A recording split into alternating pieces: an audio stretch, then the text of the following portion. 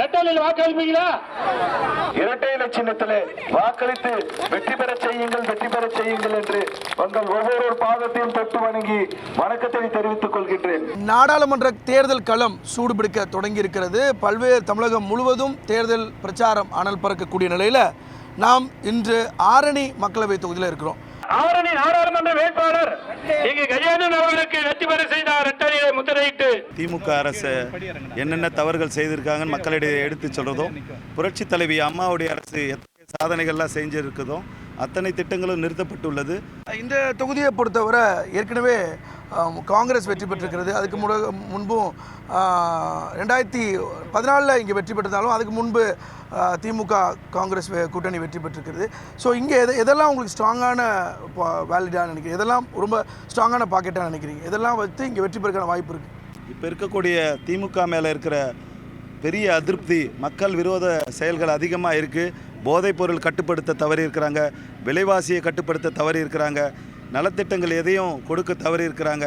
இது அனைத்துமே பொதுமக்கள்கிட்ட ரொம்ப எதிர்ப்பை உண்டாக்கி இருக்கிறது. அது பெரும்பான்மையான வெற்றியை தரத்துக்கான வாய்ப்புகள் நல்லா இருக்குதுன்னு தெரிஞ்சு.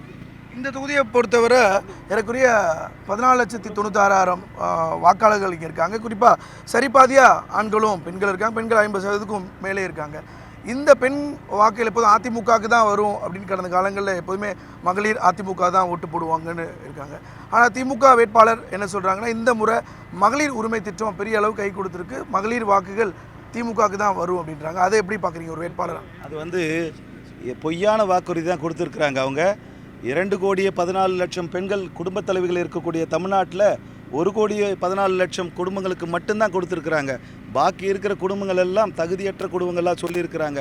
அவங்கெல்லாம் திமுக அரசு மேலே பெரிய கோபத்தோடு இருக்கிறாங்க. தேர்தலிலே மிக பெரும்பான்மையான பெண்கள் எல்லாம் அனைத்து இந்திய அதிமுகவுக்கு தான் வாக்களிக்கக்கூடிய மனநிலையில் இருக்கிறாங்க. எங்கே போனாலும் ஆண்களை விட பெண்களுடைய வரவேற்பும் ஆரவாரமும் மகிழ்ச்சி அளிக்கிறது. கண்டிப்பாக அதெல்லாம் வாக்காக மாறும். 70-80% பெண்கள் அனைத்து இந்திய அதிமுகவுக்கு தான் வாக்களிப்பார்கள் என்பது நம்புகிறோம்.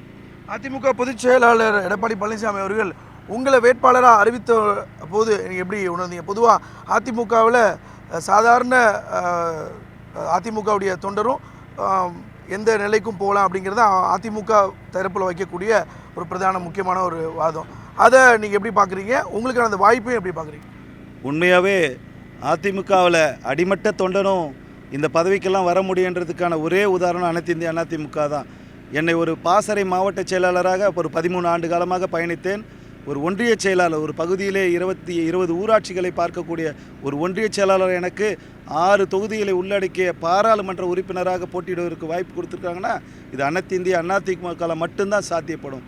வேறு எந்த கட்சியிலையும் இது மாதிரி வாய்ப்புகள் கொடுப்பதும் இல்லை, அது மாதிரி நம்ம பார்த்ததும் இல்லைங்க. பாஜக தலைமையிலான கூட்டணியில் பாமக இடம்பெற்று இந்த தொகுதியில் பாட்டாளி மக்கள் கட்சி வேட்பாளர் போட்டியிருக்கிறார். அது எந்த அளவுக்கு உங்களுக்கு பாதிப்பு ஏற்படுத்தும் நினைக்கிறீங்களா? அவர்கள் உங்களுக்கு போட்டியாக இங்கே 2ஆம் இடம்லாம் வருவாங்கலாம் சொல்லக்கூடிய அந்த கருத்தை எப்படி பார்க்குறீங்க? நிச்சயம் அவர்கள் 3ஆம் இடத்துக்கு வருவார்கள், இல்லை டெபாசிட்டை இழப்பார்கள் என்பது என்னுடைய கருத்து. இப்போ நீங்கள் தேமுதிக கூட கூட்டணி வைத்து இந்த முறை தேர்தலை சந்திக்கிறாங்க. இந்த பகுதியில் தேமுதிகவுக்கு சில வாக்கு வங்கிகள் இருக்கிறத சில பாக்கையில் பார்க்க முடியுது. அந்த கட்சிக்காரர்களுடைய எப்படி இணைந்து செயல்படுறீங்களா? அந்த அவங்களுடைய தொண்டர்களுடைய ஒத்துழைப்பு எப்படி இருக்குது? கீழே இருக்கிற தொண்டர்கள் எல்லாம் விரும்பியதன் காரணமாக தான் அதிமுகவில் கூட்டணி வச்சுருக்கிறாங்க. அதனால் செல்கிற இடத்துல எல்லாம் அதிகப்படியாக அதிமுகவுக்கு இணையாக அந்த கூட்டணியினுடைய பொறுப்பாளர்கள்லாம் வந்து வரவேற்று ஆரவாரத்தோடு எங்களுக்கு ஒத்துழைப்பு கொடுக்குறாங்க. சிறப்பான ஒரு வரவேற்பாக இருக்குங்க. இந்த தொகுதியில் என்ன பிரதான கோரிக்கை மக்கள்கிட்ட இருக்குது? எதையெல்லாம் நீங்கள் வாக்குறுதியாக கொடுக்க இருக்கிறீங்க? ஏற்கனவே சொன்ன திட்டங்கள், ரயில்வே திட்டம்னு சொல்லி ஒரு 3, நீங்கள் சொன்ன மாதிரி காங்கிரஸ் 3 முறை, திமுக 1 முறை வெற்றி பெற்று ரயில்வே திட்டம் கொண்டு வரேன்னு சொல்லி கிடப்பிலே தான் இருக்கிறாங்க. அதை நிச்சயம் முயற்சி பண்ணி எந்த லெவலில் இருக்குது, அது உண்மையான நிலை என்னன்னு தெரிஞ்சுக்கிட்டு அதுக்கு உண்டான ஸ்டேட்மெண்ட் பண்ணணும். அதே மாதிரி பல்வேறு தொகுதியின் அடிப்படையிலே வித்தியாசப்படுது.